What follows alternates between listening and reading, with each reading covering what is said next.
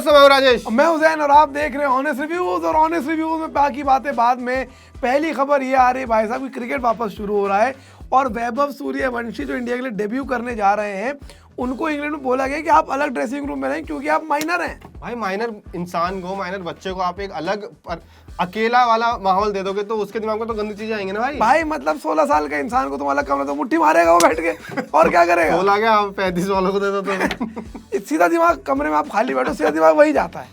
कभी ये दिमाग नहीं आता तो ध्यान लगा लूं, मेडिटेट कर लूं, ध्यान कमरे में अकेलो क्या करूं, लगा दे हो जाए खाली। भाई तुमने तो इंडिया के लिए उल्टा नुकसान ही कर दिया, उसको अलग कमरा दे के। भाई और क्या, 4 प्लेयरों के साथ रहता तो वहाँ पे अच्छी बातें सीखता। हाँ साथ में नींद नहीं आ रही तो पूछ लेता भैया वो कैसे शॉट खेलते हैं। हाँ। अभी क्या होगा, शॉट खेले अकेला। ड्रेसिंग रूम भी अलग दे दिया कि सबके सामने कपड़े ना बदल ले। भाई सही है भाई, मतलब कोई उसके सामने कपड़े ना बदल ले। हाँ उसके सामने भाई कैसा लगेगा यार, बच्चा बैठा है वहाँ ड्रेसिंग ने पजामा उतार दिया। नहीं ये तो सही करा, लेकिन जो यार बच्चा भी उतार लेगा। ये देखा, यही गंदी थॉट इसी चक्कर में अलग दिया है कि तुम्हारे जैसा कोई बैठा होगा बच्चा भी उतार लेगा। गंदा सोच नहीं है, मतलब यार खिलाड़ी है साथ में खेलते। अगर ये माहौल होता है, मुझे नहीं पता कि भाई सब एक दूसरे ने पजामा उतारते, क्योंकि ऐसे कोई दिक्कत नहीं है। पजामा तो ऐसे करके भी उतार सकते हैं, तो ले लपेट के मुंह फंसा के। तो इसके लिए यार बेचारे वाले ऐसे ना ये भी बोल सकते हैं वैभव तू बाहर जा। हाँ। हम कच्चा या उधर देख ले। हाँ उधर देख ले। उनको लगता है वो मानेगा नहीं भैया हमें तो देखना है, एक बार दिखाइए ना भैया, कभी देखे नहीं है। तो यार ये नहीं होना चाहिए था भाई यार। एनीवे गाइस वो अपनी तरफ। लेकिन यूके में एक और बवाल हो चुका है भाई साहब। यूके के प्राइम मिनिस्टर केयर स्टार्मर ने because of bad performance resign कर दिया है।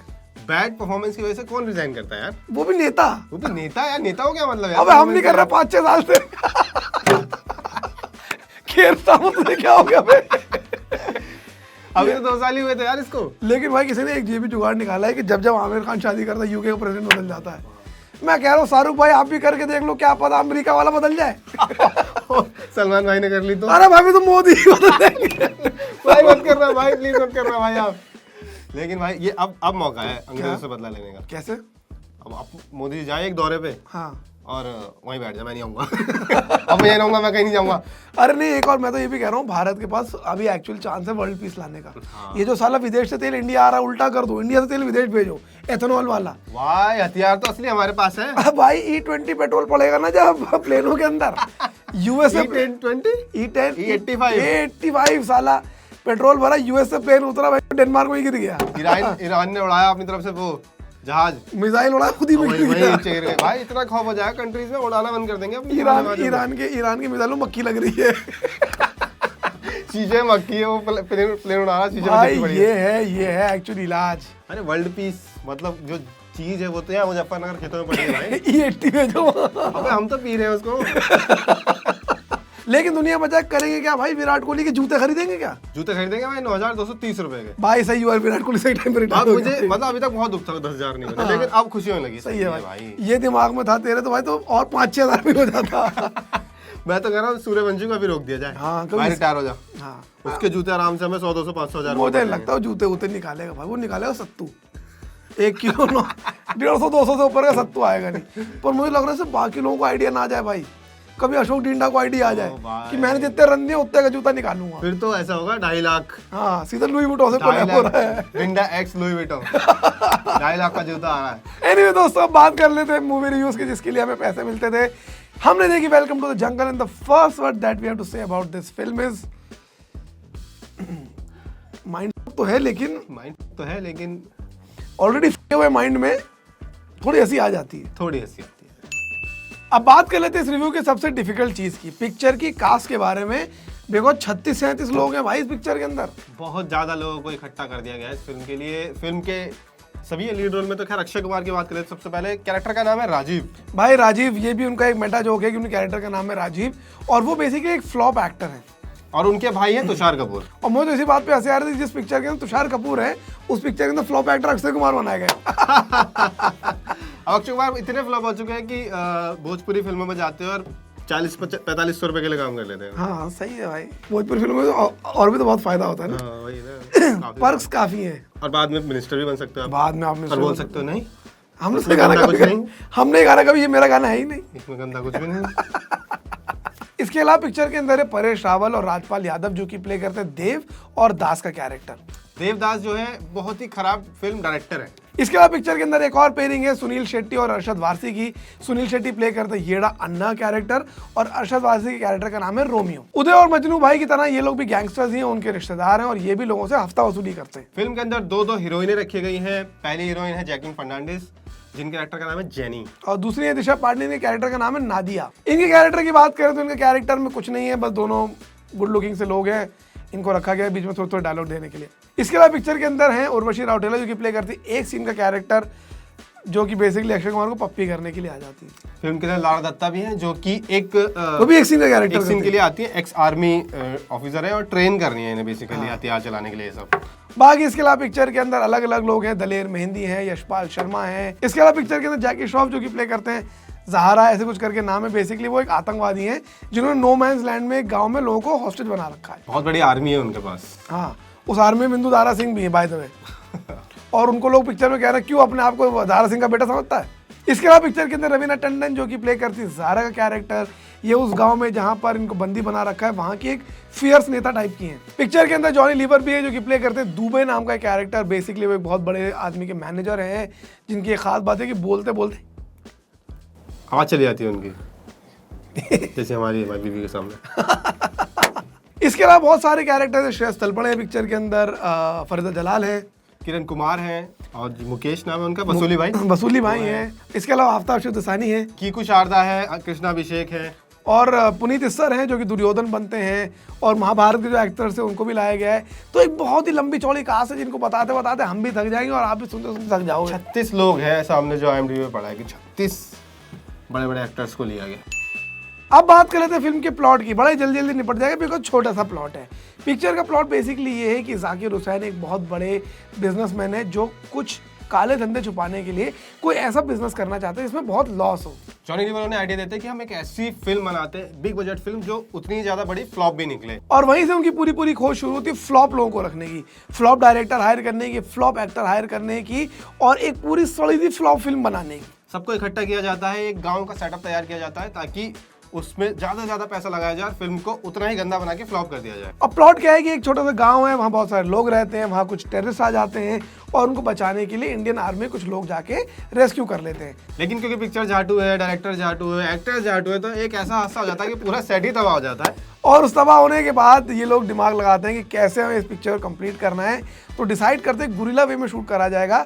ये एक ऐसे गांव चले जाते हैं जहां एक्चुअली टेररिस्ट आते हैं जिसका इनको अंदाजा नहीं होता और ये सोचते हैं कि वहां पे भी शूटिंग चल रही है। और पूरी की पूरी कहानी ये है कि आप उस सिचुएशन से ये लोग कैसे बाहर आएंगे, पिक्चर बनेगी नहीं बनेगी और कैसे ही अपने आप को उस आतंकवादियों से बचा के निकाल लेते हैं। Now talking about the 3 things we liked about the film. First, film का second half I am embarrassed to say this but actually funny है। कुछ कुछ जगह पर आपको जेन्युइनली हंसी आ जाती है, कुछ कुछ गैग्स, कुछ कुछ सिचुएशंस ऐसे कि मैं तो यूं करके भी हंसा हूँ भाई।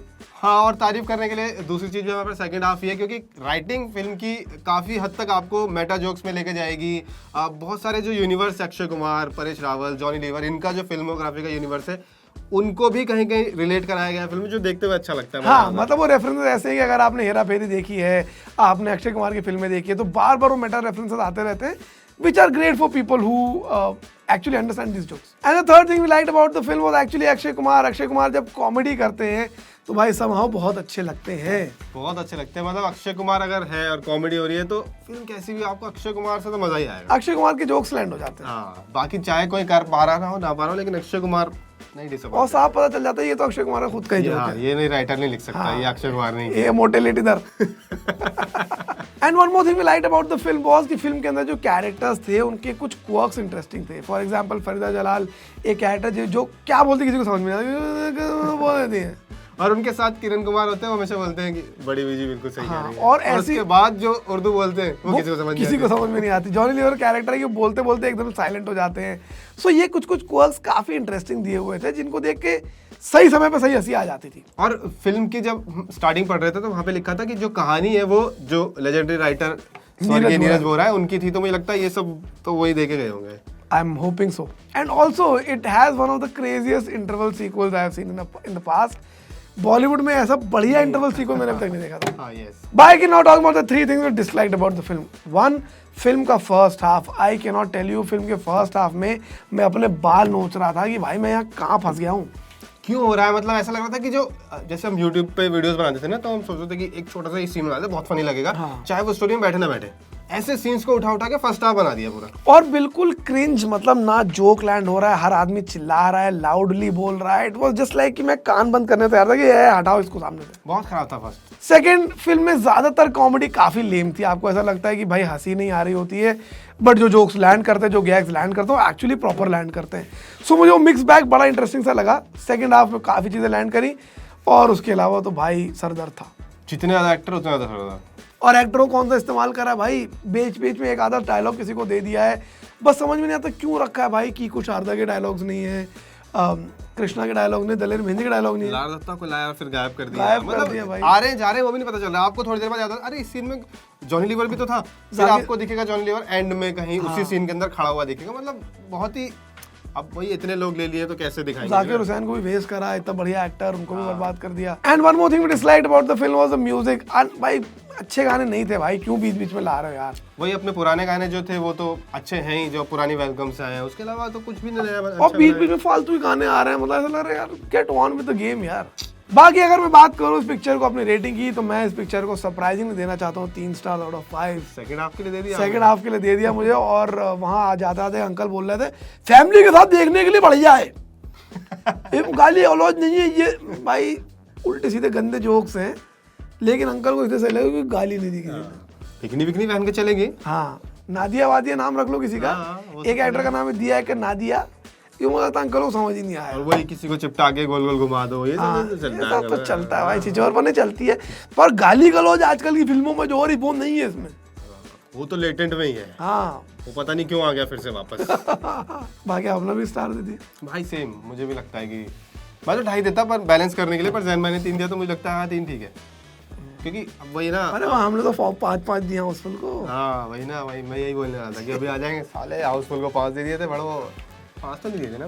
बट नहीं, बट मुझे लगा कि like somehow it's a very difficult film to review, because मैं गया था उम्मीद करके कि भाई बहुत ही बड़ी सरदर्द होगी, जो थी भी, बट रिडीम कर लेती है अपने आप को यार। एंड में वो सब भी बहुत अच्छा था कि आप देख रहे हो तो आपको प्रॉपर ऐसा दिखाएंगे कि आप बजरंगी भाईजान देखने वाले हो, आप बॉर्डर देखने वाले हो, अचानक से महाभारत के कैरेक्टर्स निकल के आएंगे। तो ये सब चीज़ सेकंड हाफ में आई थी, तो इससे ही मजा आया था हमें तो।